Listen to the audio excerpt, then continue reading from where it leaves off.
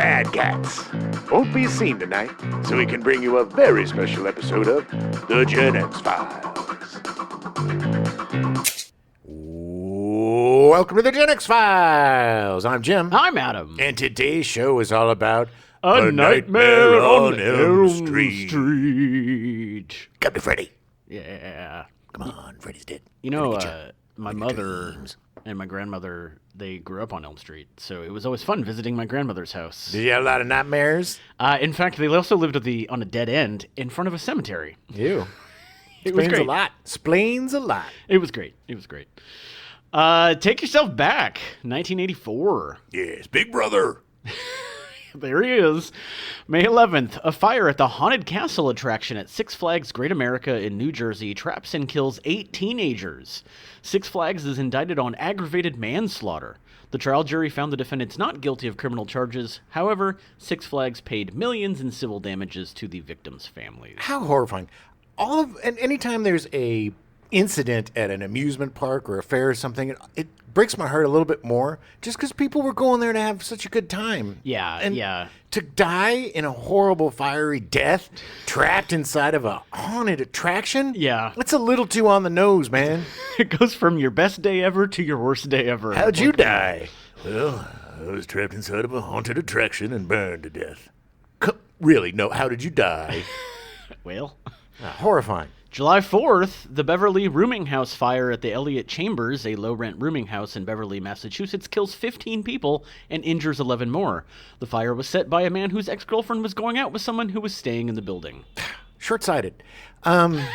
Really? Yeah, I'm going to go. I'm standing by that. It's a bold stance. You know? But what? Good Lord, man. Who decides?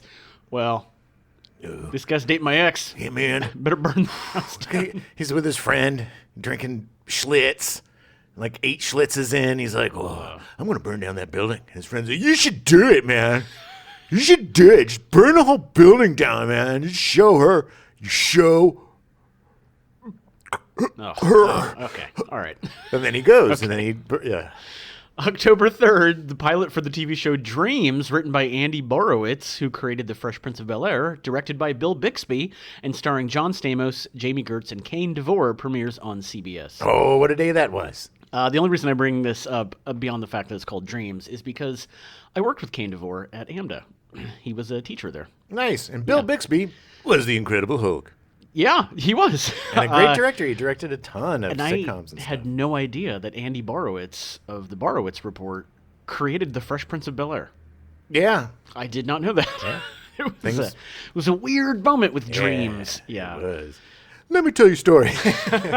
November 9th, A Nightmare on Elm Street is released in theaters. I see what you did. You had a couple of Bernie Burns and a little bit of Dream of Dreams. That's right. It took me a really long time to find this stuff. But sure. Yeah.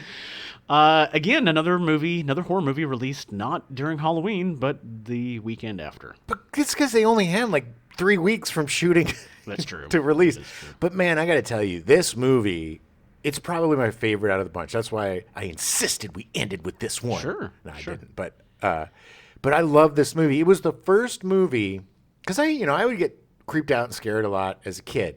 Like I remember. Saw The Omen way too young. Scared the crap out of me. Yeah. Saw Exorcist way too young. And that was back when I was a Catholic. So I was convinced that I was the son of the devil or I was going to get invaded by the devil. Right. I was always, like so petrified of the devil coming into me or being, it just shows you what a weirdo I was. And when I was a little older and saw the Halloween movies and Friday the 13th, they scared me and they scared me in a different way. But yeah. But I remember Laser Tag Larry. Poor Larry. What a horrible nickname. I apologize if you ever listen. We went to see that as a double feature with something else. I think it was Chud or something. I don't remember. Oh, yeah.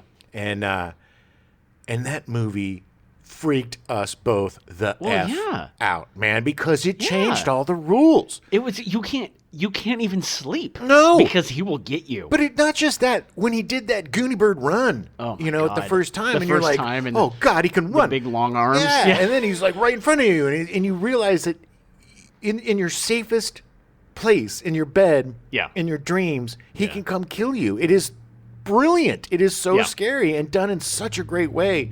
It is so creep, and it is truly frightening. I mean, it was a frightening movie. Very scary. I remember, I'm just going to go down this. I want to get this out of the way. I know I've talked about growing up in a haunted house during our Halloween months, our Spooktobes. Yeah. But this was the only time after watching this movie that anybody else experienced the spook in my house, because we were downstairs, and this was before I had moved upstairs, to the loft where all the real stuff happened. The attic. Well, it was not attic. It was just a second floor, an unfinished second floor in a brand new house. It wasn't. But anyway, so Larry and I, we come back. We're creeped out, trying to watch something, to take our minds off of the creep. And then always, because Larry lived in a house that had very healthy foods, he always wanted cookies when he came over to my house. So he's like, let's go get some cookies. I'm like, all right, we'll get you some cookies.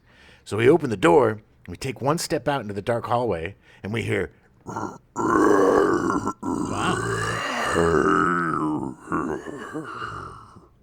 from upstairs. And I'm like, did you hear that? And he's like, yep.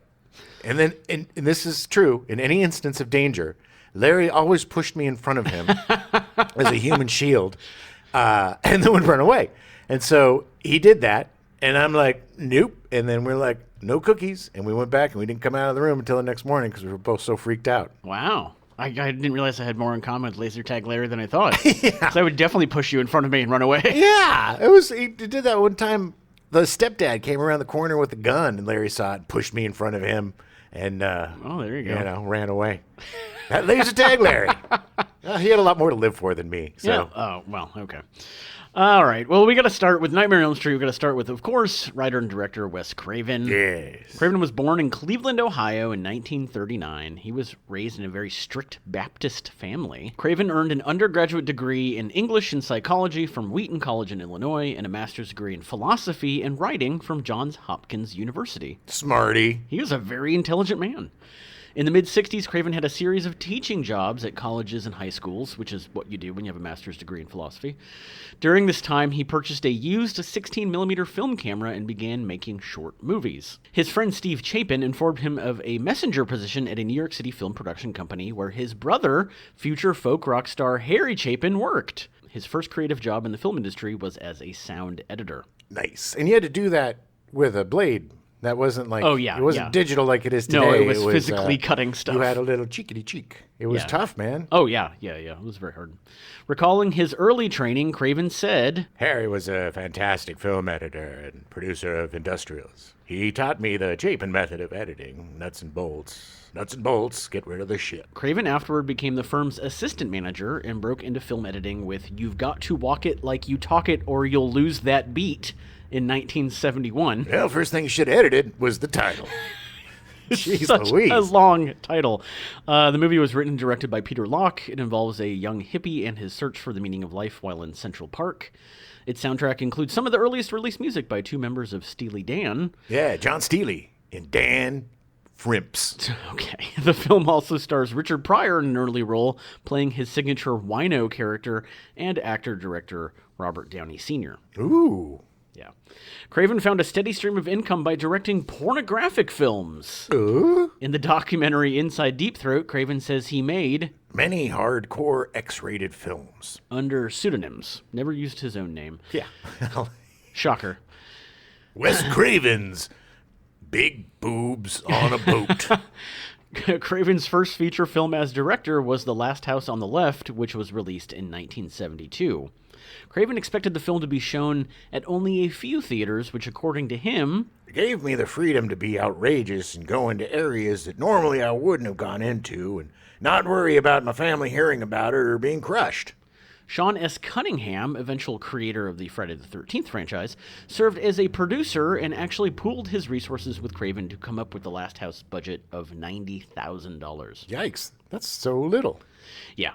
Ultimately, the movie was screened much more widely than he assumed, leaving him ostracized due to the content of the film. Yeah, but it wasn't, I mean... At the time? Oh, Last House on the Left. Okay, I was thinking of the people under the stairs. No. Last House on the Left, at the time, no one had made a movie like that. That was about, like, sexual assault. Yeah. The girls get assaulted at the beginning, and then the parents go on a murderous revenge spree and kill everyone. They remade that. They did. Yeah. They did. It was a great movie, and it was freaky, and it was such a low budget, it was done very cinema verite. Yeah, like Texas Chainsaw Massacre. It had that sense of dread to it. Yeah, like it's like you're watching something you shouldn't be. Exactly. Yeah.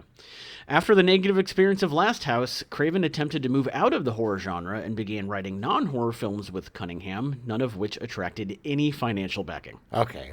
Here's my pitch. So there's this guy named, let's call him Ted Bloober. Ted Bloober. And so Ted Bloober comes into your dreams, and he takes you to the candy lands, and he gets you candy and presents and things, and everybody just has a really good time. They ride around on a unicorn that shoots rainbows out of its ass or something. I don't know. What do you think? I'm going to pass. Damn it. I'm going to have to go back to horror. Based on advice from a friend about the ease of filming in the Nevada deserts, Craven had an idea for a horror movie. The resulting film, The Hills Have Eyes, cemented Craven as a horror film director, with Craven noting, "It soon became clear that I wasn't going to do anything else unless it was scary." It's true. Well, that was such a good movie, too. It is a great movie. The Hills Have Eyes. It's another one of those, I call them dread horror movies, where it's just the sense of dread and uncomfortable nature of it just makes it so unsettling to watch. Yeah, it definitely, the pervasive dread of, like, bad things are going to happen. Yeah, and like you said, it's like something that you shouldn't be seeing because it's not really like anything we've seen before. The early Corman stuff kind of had that feel because, you had Coppola and Scorsese making these low-budget movies. So, hey, you had these guys doing some pretty crazy stuff. But still, in terms of horror movies, these still, to this day, are the most uncomfortable to watch. Oh, yeah. They're not like, ooh, fun, summer camp, or, kill me in my dreams. It's more like, oh, my God, this is so horrible. I need a shower. I think the only modern movie like that would be Irreversible. Yeah. Which is just that like, man, I watched it, I liked it, don't ever need to see it again. No. And I think the new Dahmer series has that quality. Oh, really? Too. Yeah, it's unsettling. Okay. And it is. Okay. It's almost too unsettling. I'm wavering back and forth between watching it because I've enjoyed it. I've heard that it kind of glamorizes him, and I'm not a huge fan. I don't think it glamorizes him. I think it's your typical Ryan Murphy retelling of something. I don't think it, is glorifies, well, hey there, I'm a good guy and I'm misunderstood. No, I think it's gross. I think it's a pretty frank portrait so far. Maybe it changes and turns into a musical and they start, saying how wonderful he was, but so far so good. And again, Evan Peters. Oh yeah, he's fantastic. God, such a great actor. He is. Evan Peters, I know. Yes. In 1981, Wes Craven directed Deadly Blessing with Ernest Borgnine and a young Sharon Stone. Ernest Borgnine, yeah, he was great. He was, I've never seen this. So you haven't? Mm-mm. Deadly Blessing. Yeah, I don't know if I have either. I probably have. I watched all that stuff, but I'm I don't sure remember. You're a big Craven fan. I'm sure you probably have. I don't think it's obviously not one of his better-known movies. No, it's one of the beginnings. In 1982, he wrote and directed Swamp Thing, based on the DC Vertigo comic starring Ray Wise and Adrienne Barbeau. Ray Wise, was he the Swamp Thing? I think so. Interesting. I love Ray Wise. But I don't know. I think he might have been a reporter or something. I don't remember. I think they got a big old guy. I remember Swamp Thing being on like the paid channels, like Cinemax and stuff a lot when I was growing up. Didn't realize it was Wes Craven, and I honestly couldn't tell you. With Ray Wise, I have no idea. No, I don't think it was him. I think it was a big guy playing the Swamp Thing. But I remember the cover, Adrienne Barbeau looking all sexy with the Swamp Thing. I remember really liking the movie. And also being kind of young and being like, I probably shouldn't be watching this. Yeah. No, I really enjoyed it too. Shortly after production wrapped on Swamp Thing in 1981, Craven started writing the screenplay for A Nightmare on Elm Street. The basis of the film was inspired by several newspaper articles printed in the Los Angeles Times in the 1970s about Hmong refugees who, after fleeing to the United States because of war and genocide in Laos, Cambodia, and Vietnam, suffered disturbing nightmares and refused to sleep. That's called PTSD. Yeah, obviously. Some of the men died in their sleep soon after. That's creepy, though. That's super creepy. Medical authorities called the phenomenon Asian death syndrome. Good Lord. That's... Wow. Okay. Yeah. It was a thing, though. I do remember reading about this, and I don't think it's been done since then. But yeah, it's such a severe form of PTSD. Oh, yeah. Yeah. But it's got to be something else, too. I mean... Well, I imagine. It just seems horrific. Craven stated... It was a series of articles in the LA Times, 3 small articles about men from Southeast Asia who were from immigrant families and had died in the middle of nightmares. and the paper never correlated them, never said, hey, we've got another story like this. Yeah, but hey, it inspired Nightmare on Elm Street. Well, that was also back when sensationalism, you always had the weird news of the weird, and that was the same thing with spontaneous combustion. And there were all these weird stories. Can you die in your sleep? That's another myth. If you die in your sleep, you're going to die. Well, trust me, that's not true. I know. The film's villain, Freddy Krueger, is drawn from Craven's early life. One night, a young Craven saw an elderly man walking on the side path outside the window of his home. The man stopped to glance at a startled Craven and walked off. This served as the inspiration for Freddy Krueger. That was a really definitive moment for him. Apparently. I wonder what that old man was just probably like, hello, little boy. You're going to kill me. Initially, Fred Krueger was intended to be a child molester, but Craven eventually characterized him as a child murderer to avoid being accused of exploiting a spate of highly publicized child molestation cases that occurred in California around the time of production of the film. Nice. Make him a murderer instead of a molester. Yeah, this was the Satanic Panic stuff in San Diego. Oh, yes. It was exactly the McMartin crap and everything that was going around, and we talked about it in the last one, about it's on all the talk shows. Yeah, it was everywhere. Craven took Fred Krueger's name from a bully that harassed him at school. One of the villains in Last House was also named after this bully, but his name was shortened to Krug. Hey, Krug! Immediately just sounds like a numbskull. Yeah, my name's Krug. You know what? I like hot rods and putting cigarettes in my sleeve and beating up guys that I'm secretly attracted to. Yeah. I'm Krug! Craven chose to make Krueger's sweater red and green after reading an article in a 1982 Scientific American that said these two colors were the most clashing colors to the human retina. But they're Christmas. Which is why they're for Christmas, I guess. I don't understand. Yeah. For a time, Craven had considered a sickle as the weapon of choice for the killer, but around the third or fourth drafts of the script, the iconic glove had become his final choice. Nice. A sickle would have been a little unwieldy for... Yeah, it would have been Freddy. a lot. Hold on, let me... And especially in those little... the boiler... The tight confines of the boiler room. Oh, let me get my sickle. I just gotta damn it. Unstick it from the wall here. Give me a second. Give me a second. You're not too scary, Kruger. Upon completion of the script, Craven pitched it to several studios, but each one of them rejected it for different reasons. The first studio was Walt Disney Productions, although they wanted Craven to tone down the content to make it suitable for children and preteens. Hey, look, how you doing? I want you to tone it down and make it okay for kids. What could he have cut down to make it okay? It would have changed entirely. Hey, look, all they have to do is say boo when they're scared, and they wake up and they're scared. So I think it goes without saying that Craven declined this. Yeah. And moved on. F you, Mickey Mouse. After another studio Craven pitched to was Paramount Pictures, which passed on the project due to its similarity to Dreamscape, which was slated to be released in 1984. Yeah, they made the wrong choice on that one. Did Dreamscape have Dennis Quaid? Yeah. Yeah, okay. It was an interesting movie. It didn't do very well, though. No. Of course I saw it in the theater. Of course I saw everything in the theater back then. I definitely saw it on TV, but I just remember it being Dreamscape, and I was like, oh, it must be cool, and I think I saw it once. That dude turns into the snake at the end. And oh, yeah. They're trying to murder the president. It was like a Dream Assassins. Oh, okay. And the guy from Warriors that goes, Warriors, come out to play. Oh, yeah. He was the bad guy, and he was like the good. There's like a program about getting in your dreams, and Dennis Quaid and some lady. Oh, that's right. Yeah. And then the Warriors guy was the second best or the best, and he had messed up brains, so he got in there, and they made him an assassin, and then they had to go. Dennis Quaid and Kate Capshaw, I believe, had to go and stop him from killing the president. Wow! It turns into a big snake. His dreams. Yeah. Wow. I don't have to watch the movie again. Nope. You do not. That is succinct and apt. Universal Studios also passed. Craven, who was in desperate personal and financial straits during this period, later framed the company's rejection letter on the wall of his office, which reads in its December 14th, 1982 print, "We have reviewed the script you have submitted, A Nightmare on Elm Street. Unfortunately, the script did not receive an enthusiastic enough response from us to go forward at this time. However, when you have a finished print, please get in touch and we would be delighted to screen it for a possible negative pickup." Yeah, it's such a typical executive response. Basically, we don't want to give you the money to make it, but once you make it, If it's good enough, we'll jump on those coattails. we'll pay you a pittance to pick it up.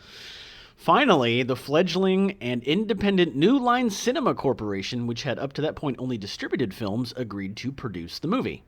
During filming, New Line's distribution deal for the film fell through, and for 2 weeks it was unable to pay its entire cast and crew. Oh, man. Yeah, I can just imagine. That would suck so much. Oh, yeah. Being a young company and being like, I'm sorry. Well, and a lot of those actors are SAG. Yeah. You know, so you the penalties from delaying pay, even back then. Although New Line has gone on to make bigger and more profitable films, A Nightmare on Elm Street was its first commercial success, and the studio is often referred to as the house that Freddy built. Yeah, I built that house. Yeah, come to Freddy. They had a revolving carousel of investors agreeing and backing out all the way through production. The original budget was $700,000. Robert Shea, producer and founder of New Line Cinema, said, "It ended up at $1.1 million. Half the funding came from a Yugoslavian guy who had a girlfriend he wanted in movies." As far as I know, she was not cast in anything. So. Was that Heather Langenkamp? I don't think so, no. But they did cast Heather Langenkamp. Yeah, it was Lynn Shea. Yeah. Actually, I don't know if the founder of New Line Cinema, Robert Shea, and Lynn Shea are related. I don't know. I think it's spelled differently. I should have looked that up. It's not. It isn't? No, they're spelled the same. It's they have an E on the end, which I think is weird. But I'm sure. I mean, it's a pretty common Irish name, I believe. It is. So the cast, Heather Langenkamp is Nancy Thompson. Hi. Oh, boy, I should have taken some acting classes. She is, to me, honestly, the epitome of Girl Next Door. Like, she just has that face where it's like, this is somebody I grew up with. Oh, yeah, she does definitely have the look of the mousy Midwestern. Yeah, 100%. Even though she lives in California. But it's all those... It's all the little vests and the way they dress her and prim and props. Phoebe watched this with us, and at least twice she was like, "What is Nancy wearing?" I know. She's wearing like a church secretary's outfit she was most of the time to show that she's a pure girl. She's a pure girl. Craven said that he wanted someone very non-Hollywood for the role of Nancy. And he got it. Believed Langenkamp fit the bill. She appeared in several commercials and Passions, a TV movie starring Joanne Woodward and Lindsay Wagner, which aired in October of 1984. Yeah, the wife of Paul Newman and the bionic woman herself, Lindsay Wagner. Langenkamp had actually been cast in The Outsiders and Rumblefish in 1983 and actually shot scenes, but all of her scenes had been deleted. Yeah, there's probably, I would like to see the override. Okay, look, she's so much better now, and this was her first thing, and I'm trying to be positive too, but in terms of the acting, she's a little green around the gills. She's definitely, and especially, I'm sure they probably shot it in pretty much like order, because the beginning of that movie, she is not good. No. There's some bad lines in that movie. Yeah, and again, the script probably isn't the best, and it's hard as a kid to make quit. Yeah. Quit yanking my chain. It's just like whenever they try to put. I was telling you, I'm reading the Stephen King book now. That's supposed to be written by a 17-year-old, and whenever he puts in like, "Oh, you're the bee's knees, kid." It's like, no, I'm sorry, you're 17. You're too big for your britches. Those kind of things just don't work. Right. But she just, I think, had the hardest time. Yeah. She was trying really hard. No, and she definitely, as the movie progressed, she was much better. Yeah. It got better. There's just moments when beginning it's is like, a little cringy, yeah. But there are moments, too, when she's great. Oh, yeah. Like, towards the end, when she's just like, "I'm going to come get you, effer," When she has more purpose, she's much stronger. Yeah. Yes, I believe so. And I think, maybe she wasn't getting solid stuff back from her mom, too, when they were doing their scenes together. Because it was like watching one of his early movies without the sex in it. Oh, yes, that's true. Heather Langenkamp had taken time off her studies at Stanford to continue acting. She landed the role of Nancy Thompson after an open audition, beating out more than 200 actresses. Langenkamp was already known to Annette Benson, the casting director, as she had auditioned for Night of the Comet and The Last Starfighter previously, losing out to Catherine Mary Stewart on both occasions. Oh, my crush. Catherine Mary Stewart. She's awesome. She's awesome. Yeah, definitely. Yeah. Demi Moore, Courtney Cox, Tracy Gold, and Jennifer Grey have all been rumored to have auditioned for Nightmare on Elm Street. Too edgy. Too edgy. They didn't have the innocence that she had. And I'll give that to Langenkamp. Jennifer Grey may have. Maybe. But definitely Demi Moore and Courtney Cox would have been too much. But Langenkamp was the perfect choice. Because Langenkamp is she's a beautiful woman, but she wasn't made to be beautiful. She wasn't plain, but she was not like supermodel beautiful. Yeah, I mean, all of these kids, with the exception of maybe Johnny Depp, look and the other guy who looks like he came out of the road company of Grease. So the two guys look like Hollywood guys, but both her and Amanda Weiss are both perfectly cast, I think. Yeah, they're both down to earth, like Girl Next Door. Exactly. Look like they could be Midwestern ladies. Yeah, totally. Langenkamp returned as Nancy in A Nightmare on Elm Street 3, Dream Warriors in 1987, and also played a fictionalized version of herself in Wes Craven's New Nightmare in 1994. That was fun. I enjoyed A New Nightmare. I thought it was an interesting... thought I had seen it. I don't think I have. Really? Yeah, I don't think I have. It's very meta. It's like one of those, we're making a movie, but the movie is real kind of thing. It was we'll talk about it more later, but it was the first time that Craven came back to work on the franchise again. Well, he was so relevant again because of Scream. Yeah. So he needed to Screamify This was Nightmare. Before Scream. Really? Yeah. Scream was in 96. 96 or 97.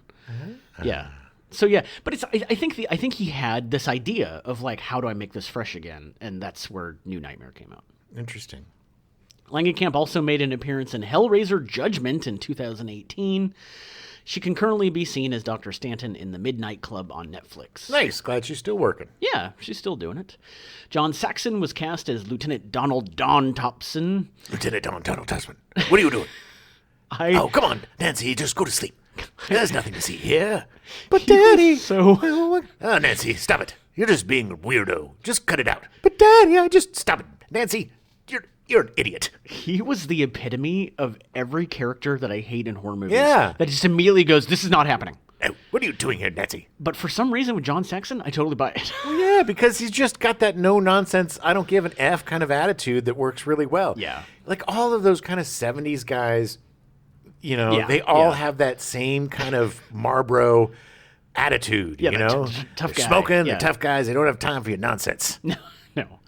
John Saxon studied acting with Stella Adler before beginning his career as a contract actor for Universal Pictures, appearing in such films as the musical Rock Pretty Baby in 1956, Sal Mineo, and the neo-noir Portrait in Black in 1961 with Lana Turner and Anthony Quinn, which earned him a reputation as a teen idol and won him a Golden Globe Award for New Star of the Year actor. Oh, yeah, he was dreamy when he was a youngie. Oh, yeah, he was a handsome dude.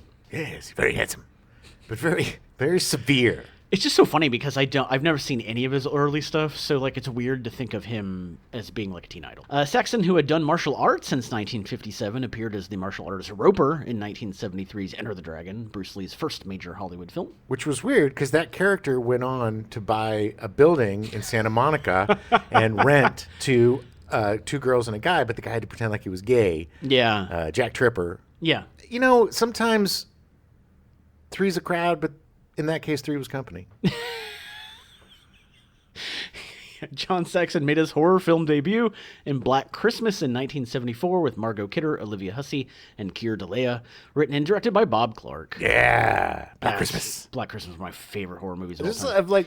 I love how Bob Clark directed the two bookends of Christmas. He did. Like the most evil Christmas movie and the sweetest Christmas movie. Yeah. It's a good double feature. The Bob Clark Christmas Experience.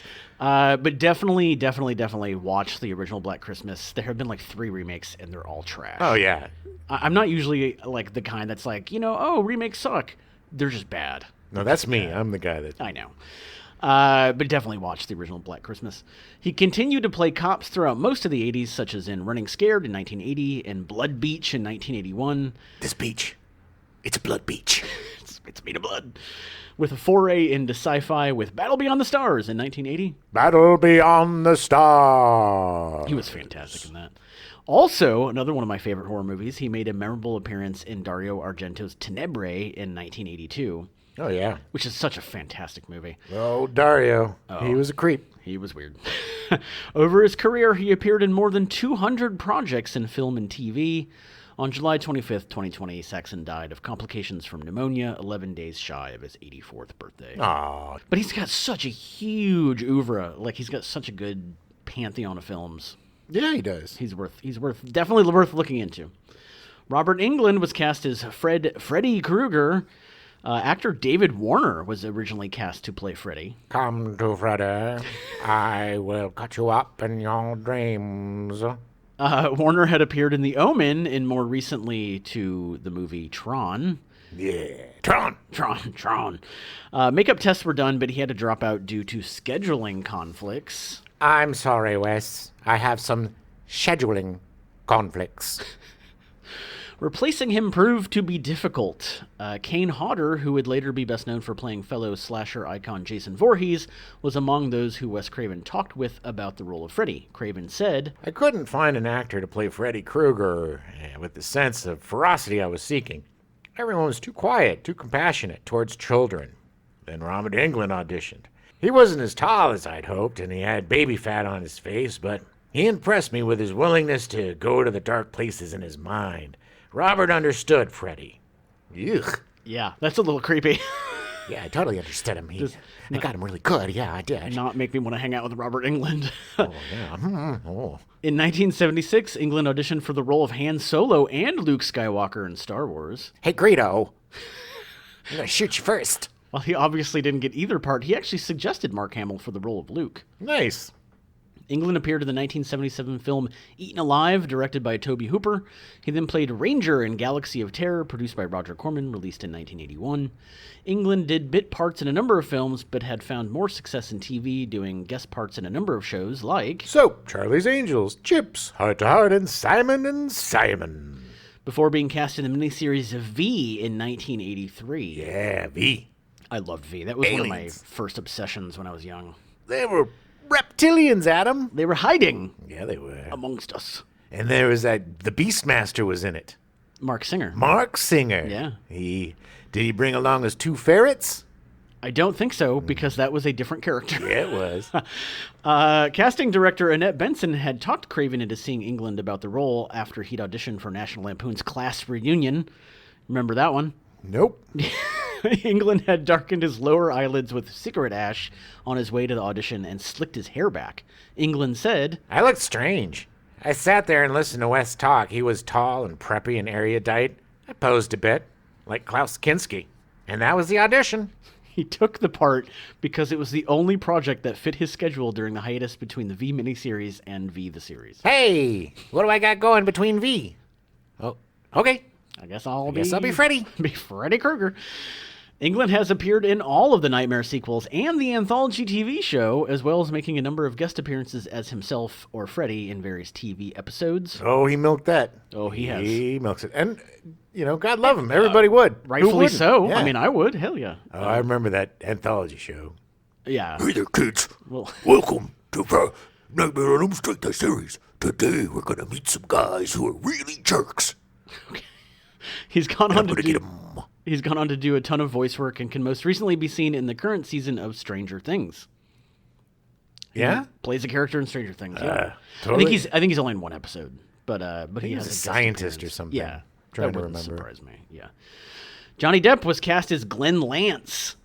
Oh, Johnny Depp. Lance. It's so terrible. Depp moved to Los Angeles with his band when he was 20. After the band split up, Depp's then wife, Lori Ann Allison, introduced him to actor Nicolas Cage. Hi, I'm Nicolas Cage. After they became drinking buddies, Cage advised him to pursue acting. You should pursue acting. Johnny Depp was unknown when he was cast, initially accompanying his friend Jackie Earle Haley, who would eventually go on to play Freddy in the 2010 remake, to the audition. Weird. Yeah, I know, it's a little weird kismet there. According to Depp, the role of Glenn was originally written as a big, blonde, beach jock football player guy. Far from his own appearance, but Wes Craven's daughters picked Depp's headshot from the set he showed them. Of course they did. He's the prettiest human being ever.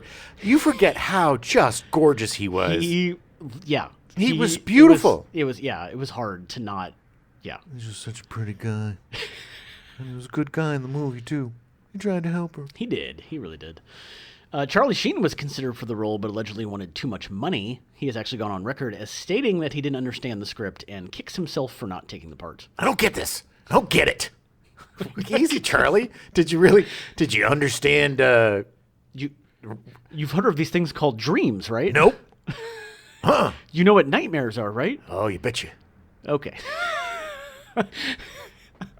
It's rumored that John Cusack, Brad Pitt, Kiefer Sutherland, Nicolas Cage, and C. Thomas Howell are also up for the part, but there is nothing to substantiate this. Yeah, it would have been fine.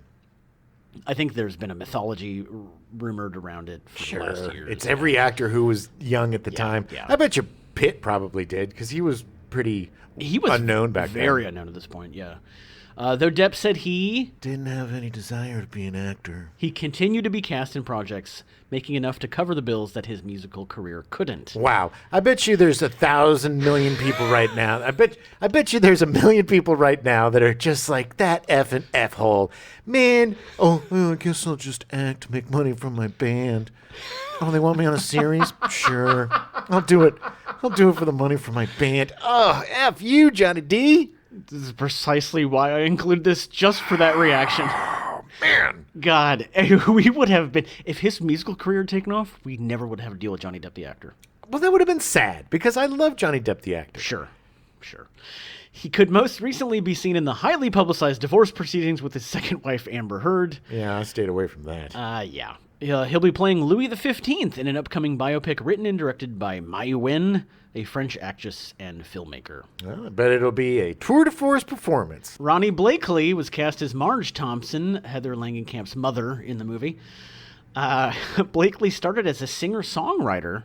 Blakely began her music career in New York, improvising vocally with Moog synthesizers in Carnegie Hall to music by Gershon Kingsley. Must have been so weird. Yeah. Have you ever heard of Moog? Oh, yeah. But this, by the way, all of this fascinated me. I thought she, came out of Get nowhere? Yeah, she has this weird long backstory.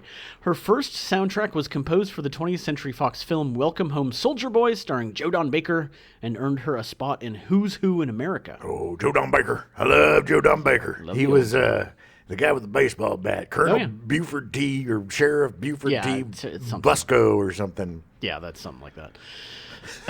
Something like that. Blakely released her self-titled debut album on Elektra Records in 1972.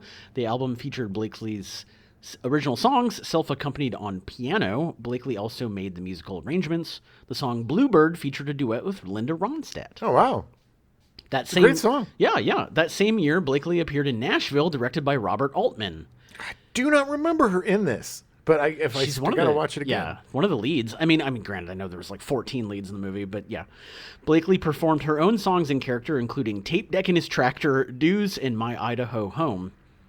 Blakely's performance in Nashville was nominated for an Academy Award for Best Supporting Actress, Good God, Golden Globe Award for Best Supporting Actress Motion Picture, and for Best Acting Debut in a Motion Picture Female, a BAFTA Award for Best Actress in a Supporting Role, and the Grammy Award for Album of Best Original Score Written for a Motion Picture or Television Special.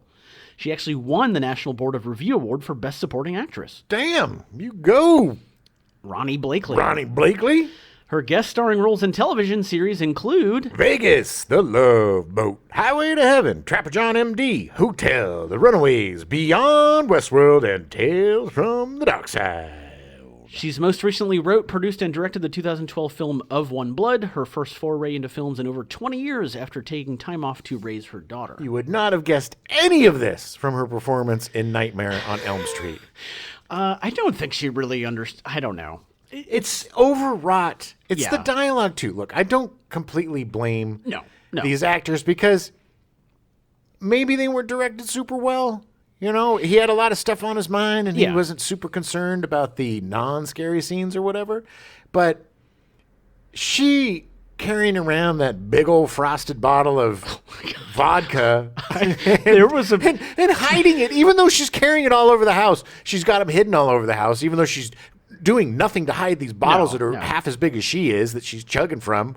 Well, that was the moment when Heather Langenkamp and her are making up, and she's laying in bed, and she has some line, I don't know what it is, and then the big bottle comes out. I literally laughed out loud. So I couldn't help it. I'm gonna stop drinking too, honey.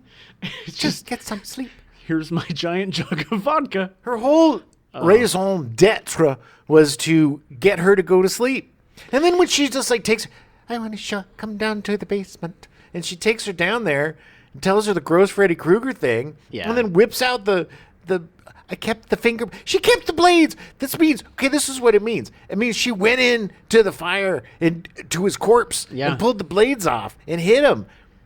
Well, yeah, there's a reason she's an alcoholic. Yeah, she's a bit of a mess. But man, I really, because again, probably not her fault. Not her best performance. But it's a very one note. Yeah.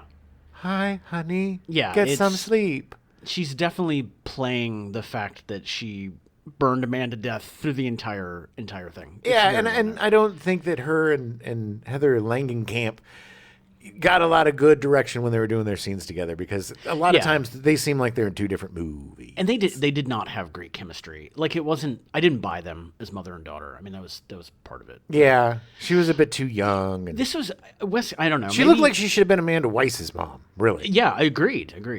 And the other actress who played Johnny Depp's mom, who I love. Oh yeah, she's great. She was so much better. I mean, she just played.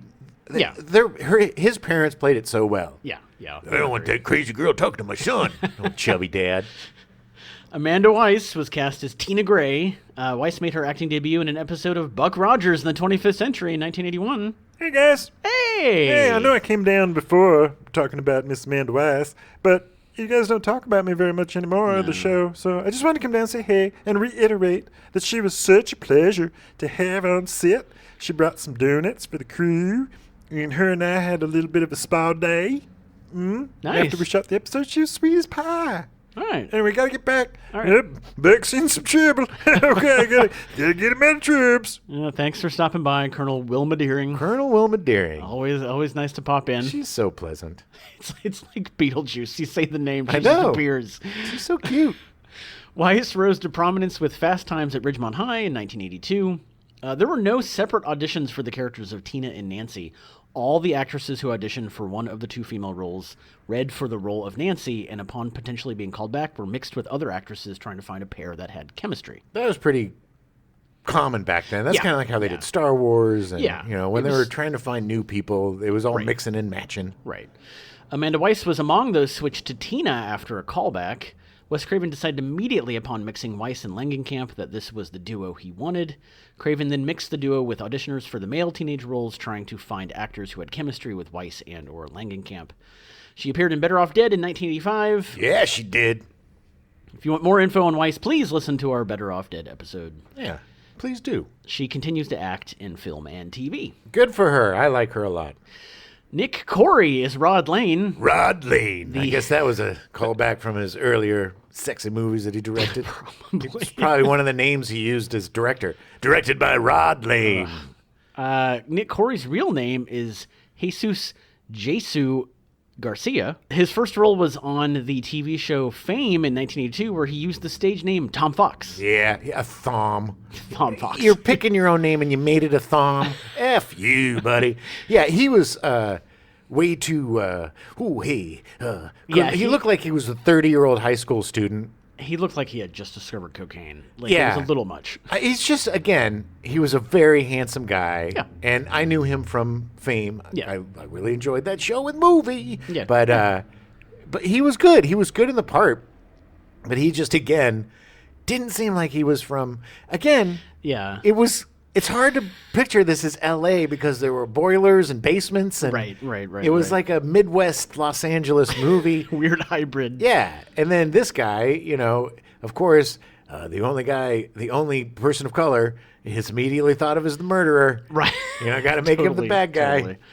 After Nightmare, he appeared in a number of movies, including Wildcats, 1986, starring Goldie Hawn, with the film debuts of Woody Harrelson and Wesley Snipes. Such a great movie, and he was really good in that. This guy is a good actor. Yeah. I thought he was great in I tease him Nightmare. because he's I too mean, pretty. Yeah. He was in Predator 2 in 1990, one of the best sequels of all time. Oh, we're doing that. And he had a number of guest appearances in TV shows. Garcia is an ordained minister in the movement of spiritual inner awareness founded by John Roger. Okay. Joseph Whipp was cast as Sergeant Parker, the cop that couldn't figure out that 3 broken windows in a house might mean something's going on. All right, look, if anything happens, come get me. Anything weird. Okay, I'll do that. Do, watching the house. Oh my God! Help me! He's killing me! He's killing me! Huh? What's going on? You better get back to bed. Oh my God! He's after me! He's killing us all! He's killing us all! Huh, that seems a little weird. I don't know. Well, maybe one more time and I'll go get the chief. He's right behind me. You can see him now, and the place is on fire. Maybe I'll go get the chief now. Boop-boop-a-doo. His first credited appearance is in Escape from Alcatraz as a guard. He would play a lot of cops during his career. Yeah, and his role in Escape. Well, I guess I'll walk down here and leave the cell door open. Doop-a-doo. Hey, look at that. It's a head made out of Paper mache. paper mache. Papier mache is it spelled. But it's probably real. Anyway, boop-a-doo. He returned to working with Wes Craven in Scream in 1996, playing Sheriff Burke. He was great. Yeah, he was fantastic. I love Sheriff Burke. He was really great. Most of his career has been in direct-to-home media films and B-movies. Hey, he's a character actor, man. You take it where you get it, and he does a good job. Charles Fleischer was cast as Dr. King in the Please. Sleep Clinic. Fleischer is best known as the voices of Roger Rabbit, Benny the Cab, Greasy, and Psycho, and Who Framed Roger Rabbit. Yep.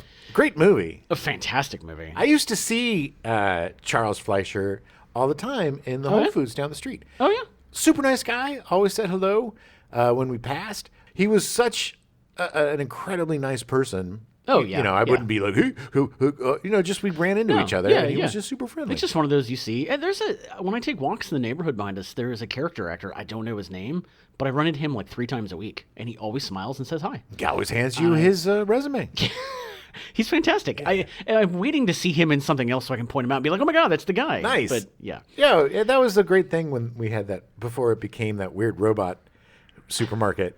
Oh, yeah. But yeah. I used to see tons of people that always had some crazy little adventure with some celebrity. Yeah. Charles Fleischer's gone on to do voice work in Polar Express, All aboard!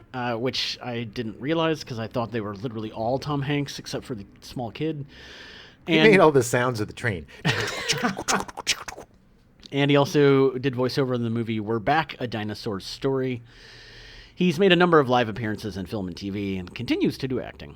Lynn Shay was cast as the teacher. Oh, I love Lynn Shay. She's fantastic. Shay is regarded as a scream queen due to her roles in various horror films, including Alone in the Dark in 1982, Critters in 1986, and its sequel Critters 2, The Main Course in 1988. Amityville, A New Generation in 1993, Wes Craven's New Nightmare in 1994, Dead End in 2003, 2001 Maniacs in 2005, and its sequel 2001 Maniacs Feel the Screams in 2010, Ouija in 2014, and its prequel Ouija, Origin of Evil in 2016, and the 4 Insidious movies starting in 2010. Shay is also well known for her comedic roles in numerous films by the Farrelly brothers, including Dumb and Dumber in 1994, Kingpin in 1996. You really She knocked was something so great in that loose movie. there. Ugh. There's Something About Mary in 1998, Detroit Rock City in 1999, Me, Myself, and Irene in 2000, Stuck on You, 2003, and The Three Stooges in 2012. Overall, during her long career, she's appeared in more than 100 feature films. She routinely has 5 to 6 movies coming out any given year. Yeah, because she's awesome. I used to run, a friend of mine did a lot of work at Theater West in Los Angeles, and I would go see him, Matthew Hoffman, very great actor. And she would be there a lot, and we kind of got to know each other a little bit. Nice. And she was super nice. I mean, one of the friendliest, Oh, yeah. most, and she was one of those people that are like, well, what are you doing? Yeah, Which is very yeah. rare for, Yeah. but she was such a sweetheart. I actually interviewed her for the first Insidious movie nice. at the Magic Castle. She's a genuinely nice person. You can't fake that. Principal photography began on June 11th, 1984, and lasted a total of 32 days in and around Los Angeles, California. That's pretty quick. That is, for the amount of special effects and stuff they did, yeah, that's fast. The high school the protagonist attended was filmed at John Marshall High School, where many other productions such as Grease and Pretty in Pink have been filmed. During production, over 500 gallons of fake blood were used for special effects. I'm gonna need at least 500 gallons of fake blood for the special effects. So much fake blood. Are you kidding me? What's our blood budget?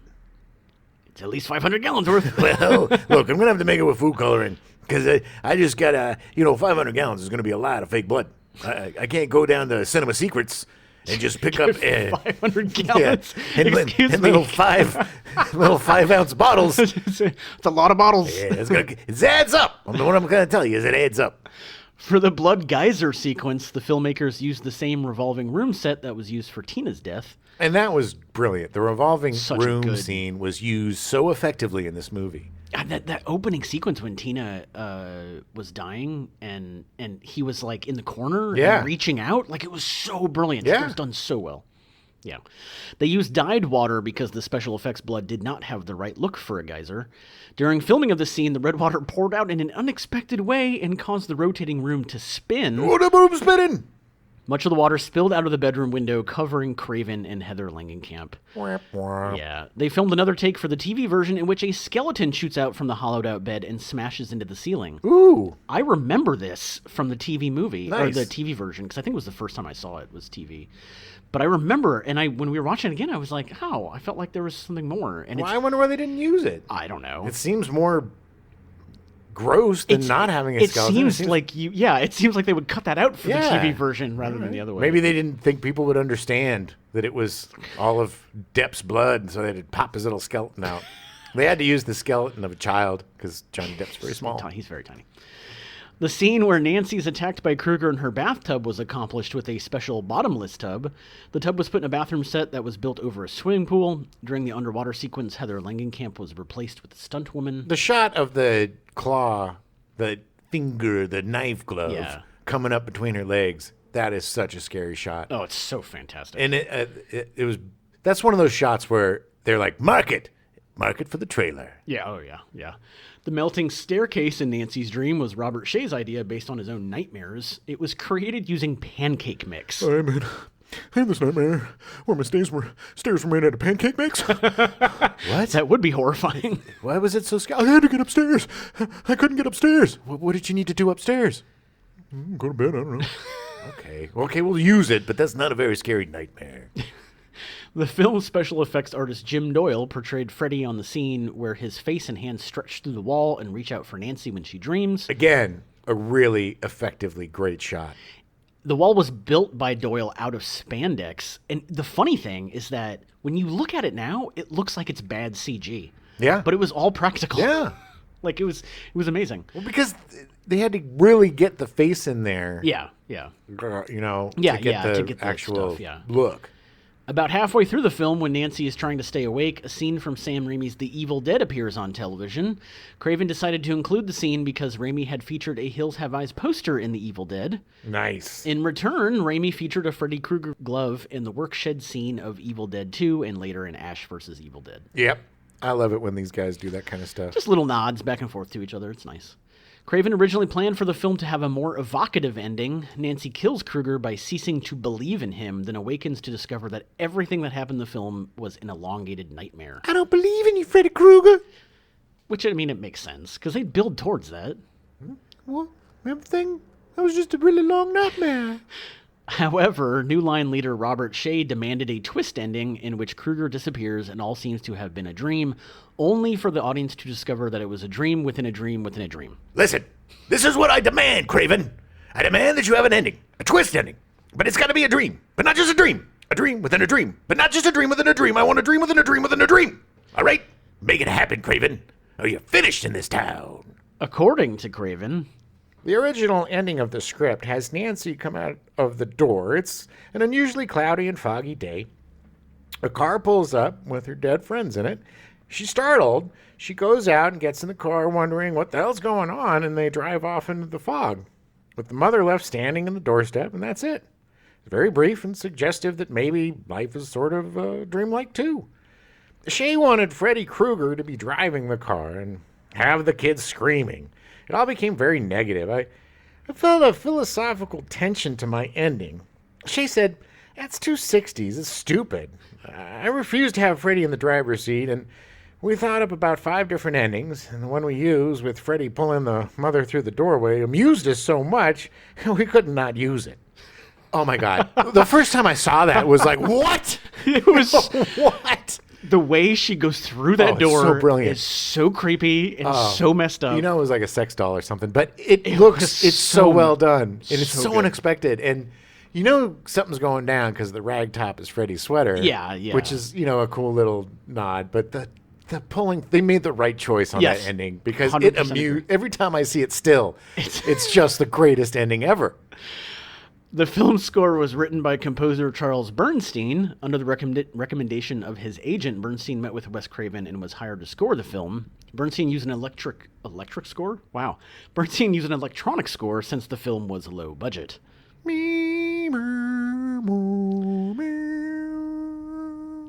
Bernstein had previously scored films like Viva Knievel in 1977, starring Evel Knievel. Viva Knievel! Which is one of the greatest, worst movies of all time. But Evel Knievel, baby, people were a forgotten. It's like the Harlem Globetrotters. There was just stuff in the 70s that was so weird. We had a stunt guy named Evel Knievel that would just jump weird stuff. Snake Canyon. He'd like to jump buses. A lot of buses. Oh, and he got hurt all the time. I miss Evel Knievel. They need to. I think somebody's doing it, but there needs to be an Evel Knievel movie. Yeah. Love at First Bite in 1979, starring George Hamilton. It was Funny movie. And he scored Cujo in 1983. Cujo. It's a fantastic movie. Yeah. Such a good movie. His most recent score was for the 2015 TV movie Sharktopus vs. Whale Wolf. Oh, man. When Sharktopus and Whale Wolf finally meet together in the arena of tension, it's quite a showdown. It was actually the third movie in the Sharktopus series. Yeah. I think a friend of ours is in one of the Sharktopus movies. Probably. The Sharktopi movies? Sharktopuses? Sharktopuses, yeah. I don't know.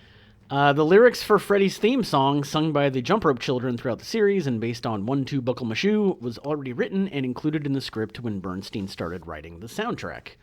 The melody for it was not set by Bernstein, but by Heather Langenkamp's boyfriend and soon-to-be husband at the time, Alan Pasqua, who was a session musician himself and co-composed the original CBS Evening News theme. Wow. Weird.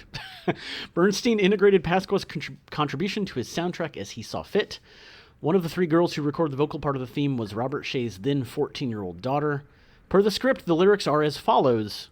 1 2, Freddy's coming for you. 3 4, better lock your door. 5 6, grab your crucifix. 7 8, gonna stay up late. 9 10, never sleep again. Freddy. You had to say Freddy at the end. Freddy Krueger. All right. When the film was submitted to the Motion Picture Association of America film rating system, they required 2 cuts to grant it an R rating. Strangely enough, they were just 2 really bad acting cuts from Heather Langenkamp. They just like, these are really bad. It was essentially comprised 13 seconds of footage they had to cut out. Wow. Yeah, which is ridiculous. And the fact that there are people that are obsessed with the uncut version. Really? Yeah. For 13 seconds? 13 seconds. Yeah. Okay.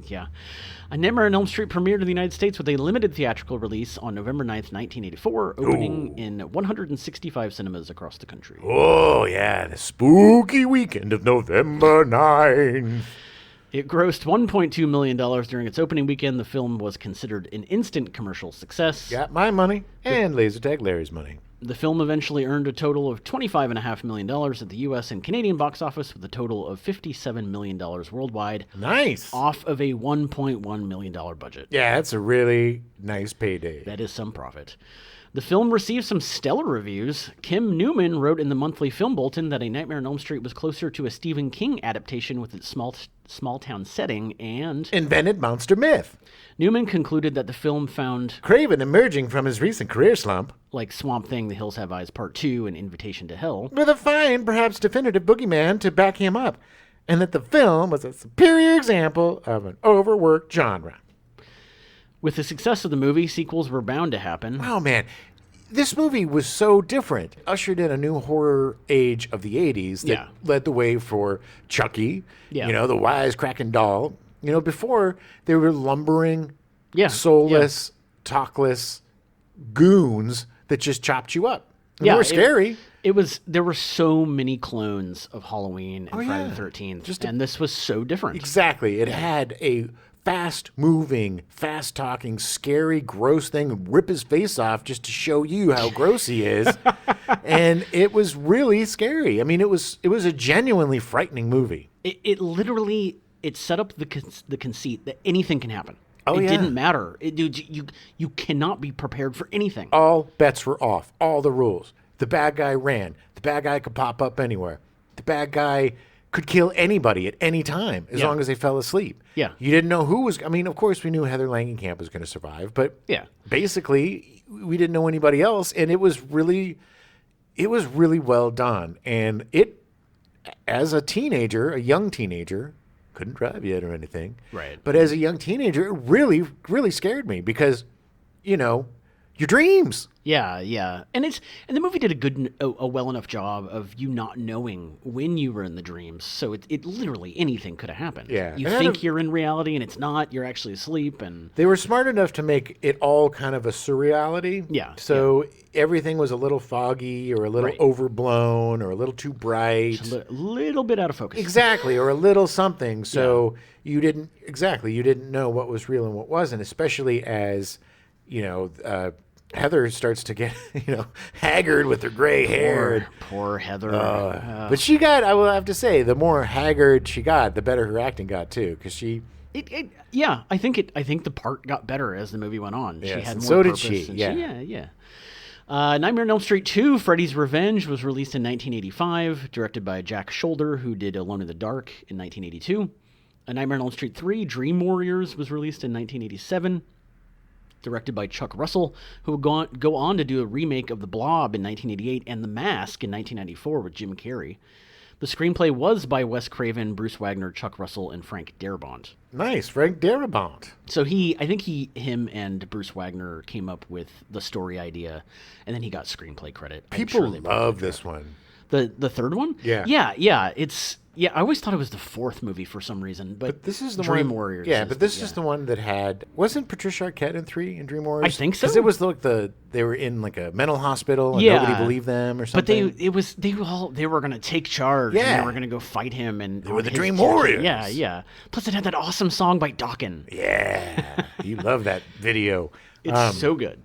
Yeah, I mean, it had a lot. It had a lot. Yeah. Nightmare on Elm Street 4: The Dream Master was released in 1988, directed by Rennie Harlan, with a screenplay by Jim Wheat, Ken Wheat, and Brian Helgeland. Nightmare on Elm Street 5: The Dream Child was released in 1989. Baby. Directed by Stephen Hopkins, a second unit director on Highlander in 1986. Yeah, your favorite movie. That can be only one. Freddy's Dead: The Final Nightmare in 1991. Yeah, they were lying. That was directed by Richard Talele, who produced Part 4 and would go on to direct Tank Girl in 1995. I love Tank Girl. I think it's an underrated, fun little sci-fi weird movie. Agreed. And anytime you could see Ice-T as a kangaroo man, you got to take it. Oh, yeah. Wes Craven's New Nightmare was released in 1984, featuring the return of Wes Craven as writer and director. This was kind of the beginning of this meta-horror rebirth that led to Scream and all of these, the 90s horror genre. The new genre. Yeah, Craven was all over that. And then, of course, Freddy vs. Jason in 2003, directed by Ronnie Yu, a Hong Kong filmmaker who directed Bride of Chucky in 1998. So much hype for this movie. And it was fun. It wasn't very good. It didn't live up to the hype. It's just these movies were all concept and bad execution at this point. Yes. They just were like, okay, well, what if we take the guys and do this? What if we take Jason and put him in space? How are you going to do that? Oh, freeze him? We'll just set it 1,000 years later. Yeah, and somehow his weird corpse is on the space. Yeah, it just was concept. But here's the concept, make a movie out of it. Yeah.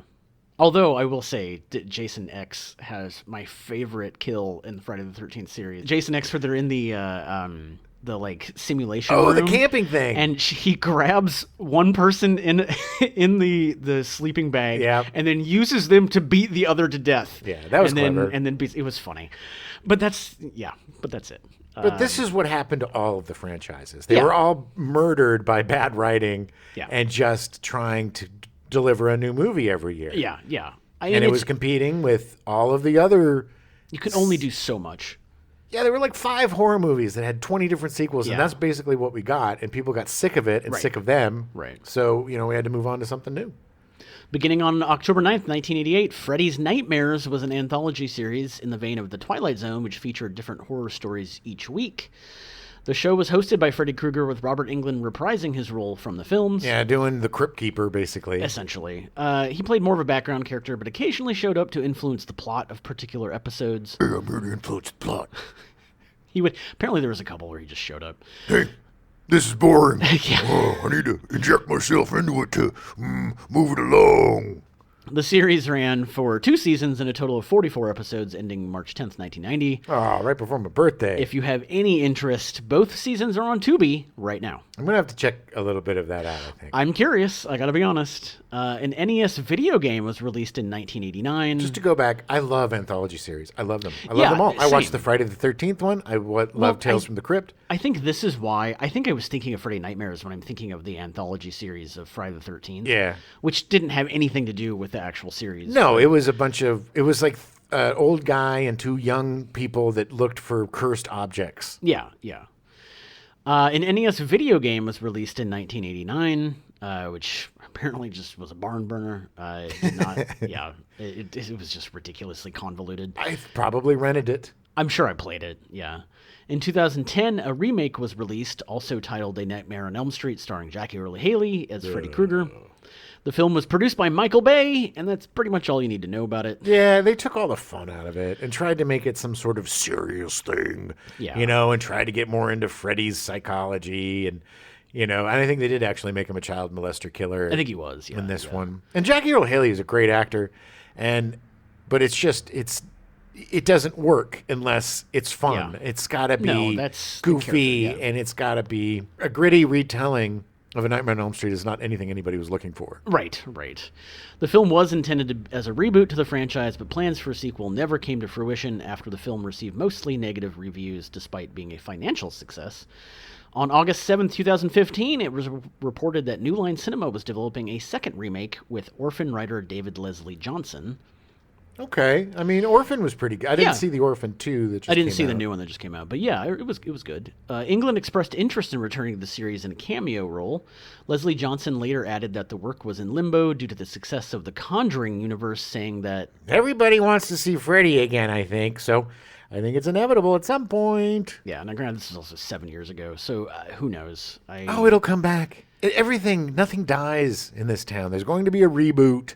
Yeah. It'll probably star like Timothy Chalamet as Oh God, Freddy Krueger. Although that could be interesting. It would I don't be. know. Timothy Chalamet's a great actor. I didn't initially hate that, so maybe. Yeah, I mean, but if they're gonna do it, let's do it. Let's do it Yeah. in a way. The best reboots or reimaginings, whether it's Cobra Kai or the Chucky series based on the movie Child's Play, Right. they do it in a way that is fun. It isn't super reverent. Yeah. It's not precious, but it finds a way to bring in all these things that the fans love. Yeah. And not make it necessarily fan service, but make it fan friendly. Yeah. They yeah, know yeah. what if you can find the heart of what makes these things fun, Right. and so classic, and squeeze a little bit of that juice out, then you're going to have a good remake or remaster, whatever. Yeah, I really yeah. think that they should do a Nightmare on Elm Street series like they did with Child's Play. Yeah. And maybe start with the beginning of Freddy, when he Yeah. was still, maybe do a dually, where you tell part of the old, Freddy Oh, yeah. becoming Yeah, Freddy yeah. with what's going on now, Like so a previous, yeah. right, so like a splitty, you Yeah, got the yeah. present and the past. I think it would be great. It would be really fun to go back to that universe and delve in a way that's more, it fills out the story more, but doesn't take itself too seriously. right, like it right. can't be like a man hunter or Yeah, some sort of gritty whatever, because then it, unfortunately, if you make a movie about a child killer or child molester, you got to, in this vein as a goofy horror movie, if you take it too seriously, then it doesn't work, because then it's a child killer. It's just dreary. and Yeah. Yeah. There's no fun. I mean, and that was the main problem with the remake. There's just no fun to it. No. And it's not. You want horror movies to be fun. That's what makes them Yes. super scary. They're goofy, and the acting isn't great, and the special effects are kind of wonky. Yeah. But it still hits you, and it scares you. And this Right. movie was one of the most effective scary movies ever made. Yeah. And definitely did usher in the 80s version Oh, yeah. of horror. Totally. And look, Wes Craven was a master at horror. Yeah. He wasn't the best director, he wasn't the best writer, but he made he got what horror was, which is getting together with your friends and getting scared. And that's why I love like Scream, because it's a movie about getting together with your friends and getting scared, Right. but there's real consequences to it. Right. You know? Yeah, it's not, and it's very apparent that Wes Craven got better as he aged. Like yeah. he got better with every movie. I mean, Scream's phenomenal, and this movie is too. But like it's obvious you can see him getting more comfortable directing and getting better, especially directing actors. I'm going to say it. He was the king of the horror genre. Oh yeah, He redefined horror several times. You know, starting with redefining Nightmare on Elm Street with that meta Freddy's New Nightmare, which was flawed but really interesting and a concept that was a completely fresh take on the movie and revitalized it for me, and also paved the way for the Scream franchise. It was kind of like the beginning of that. And so the guy, up until when he passed, which was so sad, he was working his butt off and making great movies, and just, you could tell he enjoyed and knew what the horror genre was. Right. You know, Toby Hooper, John Carpenter. Yeah. These are the masters. Oh yeah. They knew what they were doing. Yeah. And I think he's up there definitely with the greatest horror masters. Oh yeah, for sure. Watch these movies. They're all available on HBO Max except for Part 4 for some reason. Oh, because it's so controversial. But they're all available. Give them a watch. I'm going to rewatch all of them before next week when we come back for our Stepdad show. Nice. I'm in the middle of finishing the Chucky series, the film series. Right. I haven't watched the show yet, but I realized I hadn't watched any of the Chucky sequels, and man, do they get silly. I gotta watch some of those too. But they're fun. They're fun, and it knows what it's doing. And I'm excited to rewatch the Nightmare on Elm Street series, because I do think that eventually it does get more serious, and that it's. It never gets too serious though. Excuse me. It always retains the goofiness, because there's a certain goofiness to Freddy Krueger. Yes, he's terrifying the way he moves and stuff. Yeah. But he's always like, "Gonna get you, baby." You know, he's like the one-liner guy. Yeah. You know, and more so as the sequels go, he becomes even more of self-parody and goofy. But again, what's really funny is like last Spooktober was great, and I loved watching those movies. But for some reason, these movies have gotten me into the spooky season more so. Like I'm really excited to watch some horror movies in the next few weeks leading up to Halloween. And I have to put it because I think these were my formative movies. These were my teen, you know, when it was my age. You know what I mean? I think it's because I was entering high school or close to high school when this movie came out. And then, you know, these were the movies where I was age appropriate. Right. You know, when it could have happened to me. You were the audience for this. Exactly. I was way too young for like Friday when I watched Halloween, I was like the age of the kid being babysat. So that was probably a little too young. But, all right. Well, we'll be back next week. We got Stepdad Show. We'll talk about more spooky horror movies. And, and everything. It'll be great what we've been up to. And I'm excited. It'll be fun. Come to Freddy. Many hardcore X-rated films. Under pseudonyms. Let me do that again because that hardcore. Okay. Yeah, he was just in something we saw. He was in Chucky. Was he? No, this is. He was in Nightmare on Elm Street that we just saw. He was the sleep doctor. He was the sleep doctor. We now return you to your regularly scheduled programming. Fantasy Island, already in progress.